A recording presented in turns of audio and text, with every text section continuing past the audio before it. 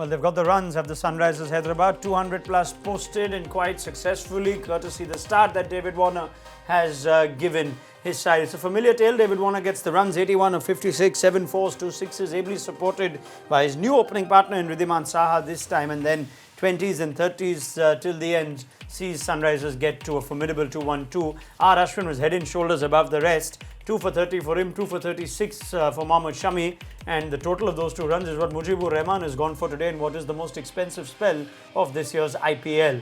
So we'll come to that chat on an out-of-form Mujib, an in-form Warner, who perhaps has played his last innings in this IPL. All that and more with Murli Karthik and Sean Tate on ESPN Cricinfo MatchDay T20.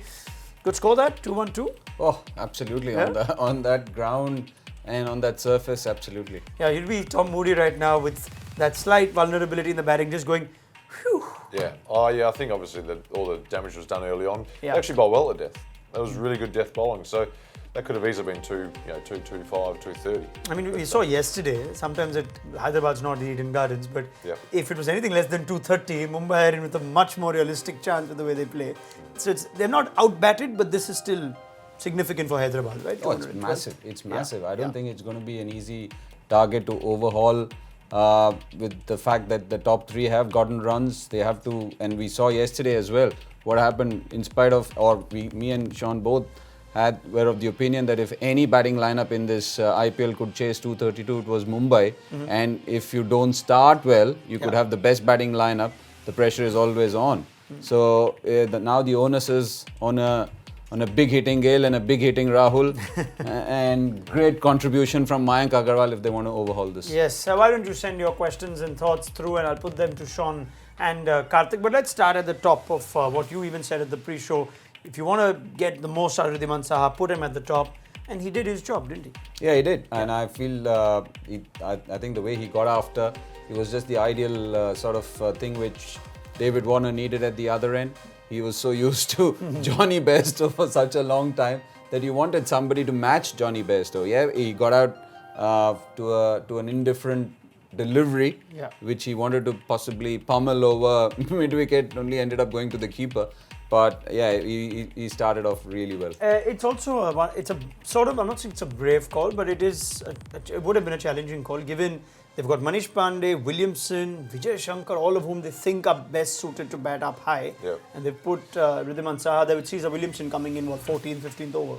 I don't mind it. I mean, T20 cricket, you need to do that sort of thing. Just send someone up and get after it. Basically tee off. And I think that's the best thing about T20 cricket is when you get 2 guys, when the field's up, with the ball's hard, going hard at the top.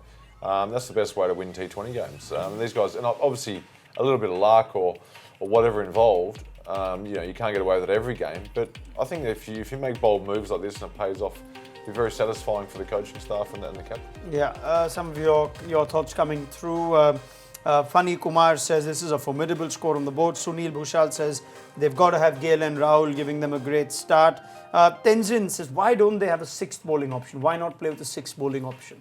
Ashwin's tried that. He's tried to have Sam Curran as a 6th bowler in that team. Did they miss a 6th bowling? Are you a fan of 6 bowlers? Look, I like the idea of having options. You need to have those multi-dimensional cricketers who can give you the odd 2 overs and then take them away. Because what happens is that every given day there's always going to be 1 or 2 bowlers the way the game's evolving. When it started off, there was 1 bowler who used to get hit. Now there are a couple and possibly more. 30 runs was an acceptable target when T20 started. When 36, 38 runs are given by a bowler, now that's accepted. So you need to have options. Is what I believe. But having 6 regular bowlers at the cost of batting, although I'm a bowler, I don't think it works. You've got to have it as well. You've got to have the guy available. You go, okay, this guy can do a job. You can't just pick any odd dude. And so I know they've got... You look at those 5 bowlers. One of them is Arshdeep Singh. You're expecting Murugan Ashwin to always bowl 4 overs. R. Ashwin's been in great form personally, but you saw Mujib today coming back and going for 66. Would you have just wanted as a captain to have that little luxury? Do they have those options in this squad? Yeah, obviously, when Mujib, when it's happening to him like that, it'd be nice. Okay, it's not your day. We're not going to give you the last 1 or 2 overs. I picked Mujib too as my fantasy Well forward. done, really well done actually, Sean. Okay. You're ending, this is a fitting finale to you on our ESPN Cricinfo MatchDay T20 show, because throughout the course of this show, terrible. he's been, his picks, whoever he picks, those guys are probably watching our show going, damn it, Sean Tate's picked me today. I'm not getting a run, I'm not nail getting in a the wicket. coffin. Bloke goes for 66, you pick. Anyway. Okay, what else do we have? Bhuvneshwar and Khalil should bowl a lot better than the Punjab bowlers. Let me get your thoughts on just what stood out for Punjab's bowling. Though, Teddy, you said they bowled well at the dead. Mohammad Shami probably leads the way. Yeah, I think so. Yeah, absolutely. I mean, they bowled full and straight. They hit their Yorkers pretty well. And the other thing is, again, okay, you're not bowling to guys that have been in for 5 or 6 overs, but you're bowling the stumps. You have every chance of getting wickets, and they were knocking guys over. Yeah. And that means that's a dot ball. Plus, the guy that comes out next is not going to hit you for 3 sixes in a row straight away. It's hard to do that. So that's really good death bowling, and that score could have been a lot worse. Yeah, that's you saw those numbers there with 77 in the power play. That's the most runs scored in the power play as well.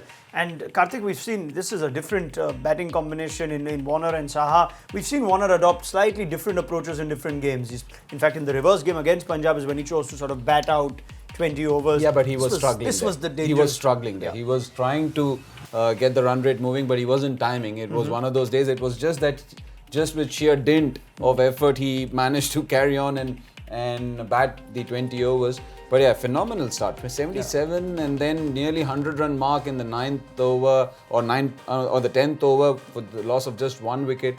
I think you can't ask for more than that. I mean, this is going to be a sore miss, David Warner. He gave that little flying kiss to the crowd in Hyderabad, indicating perhaps that he's had his fun and he's off now. Yeah, it looks like. I mean, I think you take one guy out of the competition that's going to hurt someone. It's got to be Warner at Hyderabad. I mean, And these poor guys have had 2 big guys going. Yeah. Besto's gone, now Warner's He's gone. had an unbelievable tournament. I think he's actually, we all know he's a great player, but I think he's caught all of us a little bit by surprise how well he's come back and played. Yeah, and that's 692 runs in 12 innings. He's already the orange cap holder, and there's a good chance he could even stay up if, in spite of the fact that he doesn't play any more cricket in this IPL. Teddy, just sticking on Warner, what a big season. Come back from all that's happened for him. He's played a little bit of high-profile cricket in Bangladesh and whatnot, but this is now capping what's been a huge statement that he's made, coming back into top-profile cricket. I don't think many guys around the world could do that. They could come back from something like this and obviously high-profile incident around the world and just come back and, I mean, he's got that sort of character where he's the type of guy that possibly could brush things aside and get on with his cricket. And I mean, the way he's played has been so good to watch. It's great signs for Australia going to the World Cup. There are also these certain players that have a lot of affection to certain franchises. You seem like Warner and Sunrisers. That means something to him, doesn't it? Yeah, absolutely. Yeah. Absolutely. I think the fact that you have spent so much time in one place and then you've captained the side to victory, title which is for many teams has been so elusive, and you've had such a successful run with the team, be it as a captain or without being at the helm of affairs. Obviously, it does get emotional, isn't it? Okay, let's talk about the chase itself now. 200 plus, these are good runs.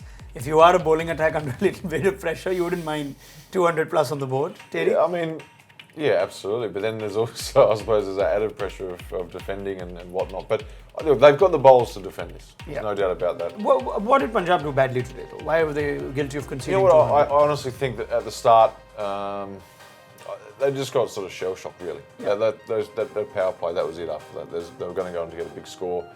Then Pandey came in after they lost a wicket. Pandey came in and kept going on with his form as well. So sometimes you look at it and say, okay, the bowlers weren't that bad. It's just an onslaught with the bat. There was a good call you made even in our 10-over update that they took a call to send Pandey at 3 to keep this going. Did they leave the spinner on too long?